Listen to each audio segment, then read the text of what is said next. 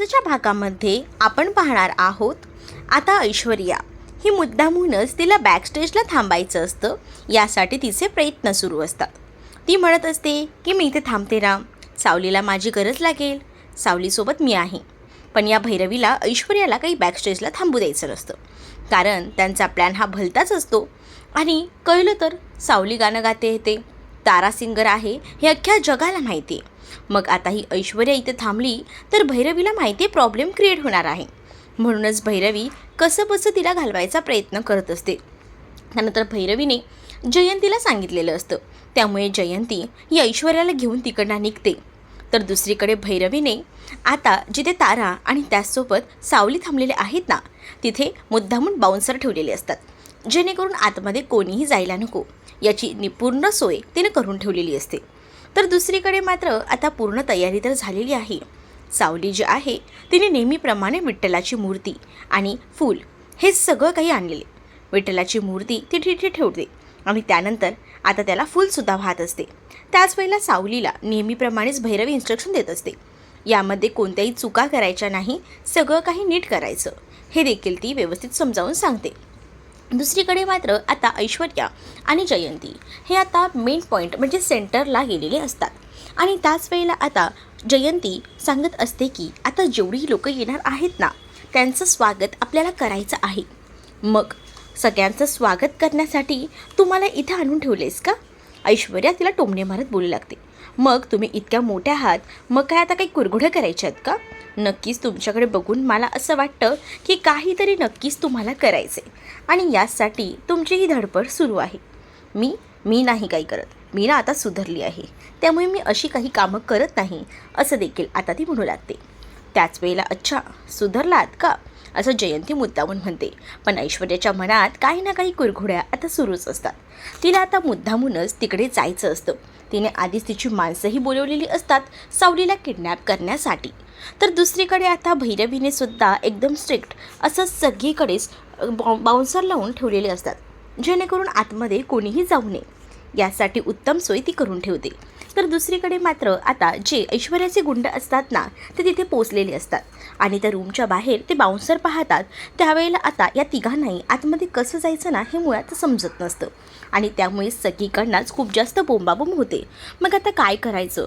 मग ती माणसं लगेच ऐश्वर्याला कॉन्टॅक्ट करायचं ठरवतात. मग ऐश्वर्या जिथे सेंटरला थांबलेली असते स्वागतासाठी, तर तिला सटकायचं असतं आणि यासाठी तिचे प्रयत्न सुरू असतात. मग आता ती इकडे तिकडे बघते आणि त्यानंतर म्हणते की हे जी काही कामं आहेत ना, ती माझ्या स्टेटसला सूट करत नाहीत, त्यामुळे मी आता हे सगळं काही करणार नाही. तुला काही स्वागत करायचं आहे ना कोणाचं, तर तू एकटीच करत बस, असं आता ती सांगू लागते. अच्छा, आता तुमच्या स्टेटसला हे सूट होत नाही आहे का? मग का दुसऱ्या काही कुरघोड्या करायच्या आहेत? जयंती बरोबर ओळखून असते, तिला माहिती असतं की ऐश्वर्याला काहीतरी करायचे. तर ऐश्वर्या तिकडनं निघून गेल्यानंतर जयंती एकटीच उभी असतानाच दाराकडे आता बाबा आलेले असतात आणि बाबांना आणि तिच्या मुलाला दोघांनाच पाहून ना ती आता म्हणत असते की हे काय, तुम्ही दोघंच आलात, सासूबाई नाही आल्या आणि हे कुठे राहिले? अगं तिची तब्येत बिघडली आहे ना, म्हणून तिच्यासोबत तो थांबलाय. ह्यांचं ना नेहमीचंच असतं, सासूबाई कधी सुखानं काही बघतच नाही, एन्जॉय करतच नाही.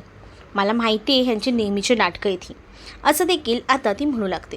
आणि जेव्हा हे सगळं काही ती बोलत असते ना, तेव्हा मात्र आता इकडे जयंती म्हणते की जावा आतमध्ये जा आणि आता काही त्या पोरीला भेटायचा प्रयत्न करू नका, म्हणजे सावलीला. कारण सावलीला जर आता ते भेटायला गेले तर तिला माहिती आहे पुन्हा काहीतरी प्रॉब्लेम करतील, त्यामुळे ती सांगत असते की सावलीला वगैरे भेटू नका. दुसरीकडे ऐश्वर्याला त्या गुंडांचा कॉल आलेला असतो आणि ऐश्वर्याला ते गुंड सांगत असतात की इथे मोठा प्रॉब्लेम झाला आहे, इथे आता सगळीकडेच ती लोकं आहेत, मग आतमध्ये कसं जाणार? त्यावरच तिकडे ऐश्वर्या येते आणि ऐश्वर्या त्यांना म्हणते की थांबा आणि तिने हातानेच इशारा केलेला असतो ती तिथे आलेली आहे ह्याचा.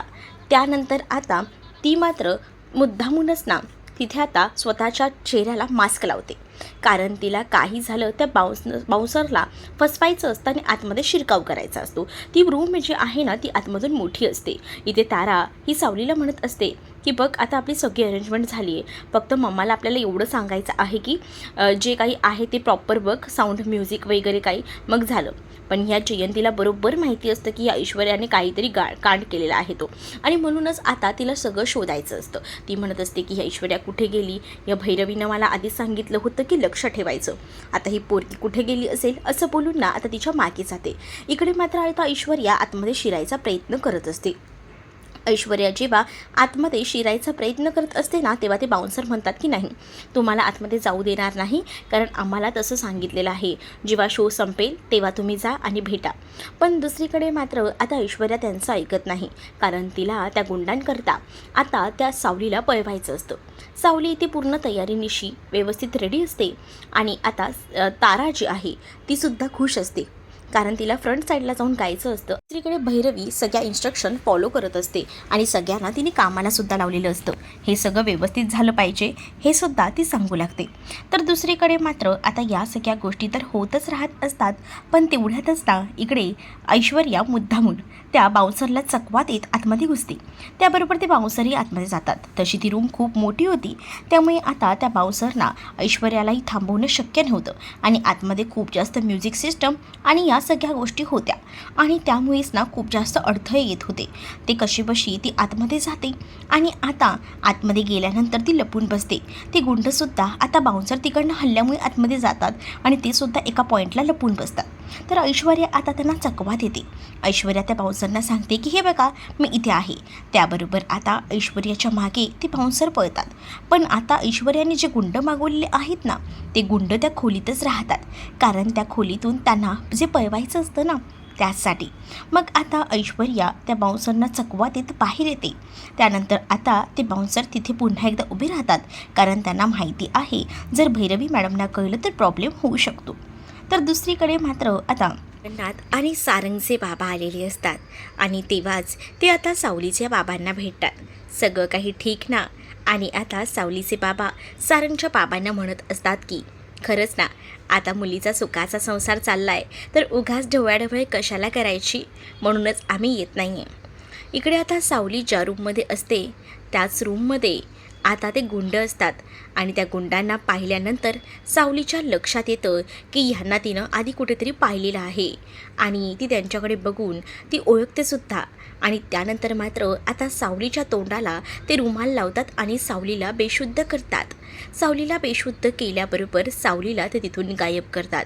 दुसरीकडे मात्र आता भैरवी आणि तारा या फ्रंट साईडला बोलत असतात, आणि भैरवी ताराला सगळ्या इन्स्ट्रक्शन देत असते. आणि त्याच वेळेला आता मागे जो प्रकार घडलेला असतो याबद्दल भैरवीला काहीच माहीत नसतं, कारण भैरवीने तिकडे आता बाउन्सर ठेवलेले असतात, त्यामुळे तिला हा सगळा प्रकार माहीतच नसतो. जेव्हा भैरवी बॅक साईडला जाते आणि ती आता सावलीला आवाज देत असते, सावली सावली अगं झालंय का, तरी आता सावली काही दार उघडत नसते. म्हणूनच आता सावली दार उघडत नसल्यामुळे दोघीजणी आतमध्ये जातात, वॉशरूममध्ये सुद्धा चेक करतात, पण सावली त्यांना कुठेही सापडत नाही. मग सावली नेमकी कुठे गेली आहे असाच विचार ना आता सुरू असतो. मग आता भैरवीच्या लक्षात येतं की सावलीने गोंधळ घातला आहे, म्हणजे सावली पळून गेली आहे वाटतं. असंच बोलून आता इकडे तिकडे शोधाशोध सुरू असते, पण सावली काही सापडत नाही. मग आता भैरवीचं डोकं चटकतं, कारण ऐन वेळेला ती गायब झालेली असते, आणि मग ती कुठे गेली असेल, काय करत असेल, हा मोठा प्रश्न ना पडलेला असतो. आणि म्हणूनच आता या सगळ्या गोष्टी करत असतानाच भैरवी बाहेर बाउन्सरनं विचारते की इथे कोण आलं होतं. नाही इथं कोणी आलं नव्हतं असं ते बाउन्सर सांगतात. मग आता भैरवी मागे जाते आणि सगळ्यांना सांगत असते की तुम्ही पाहिलं आहे का सावलीला, पण सावलीला तर कोणीच पाहिलेलं नसतं. त्यामुळेच आता पुन्हा एकदा कांगावा होतो की सावली कुठे गेली. सावलीला शोधत शोधत सगळीजणं फिरत असतात, पण सावलीला आता त्या गुंडांनी किडनॅप केलेलं असतं. आता या ऐश्वर्याचं कारस्थान सावली कशा पद्धतीने सगळ्यांसमोर आणेल आणि सावलीची सुटका कशी होईल हे येणाऱ्या भागामध्येच आपल्याला पाहायला मिळणार आहे. तुम्ही जर आपल्या चॅनलवर नवीन असाल तर चॅनलला सबस्क्राईब नक्कीच करा. चला तर मग भेटूया पुढच्या भागामध्ये. तोपर्यंत टाटा बाय.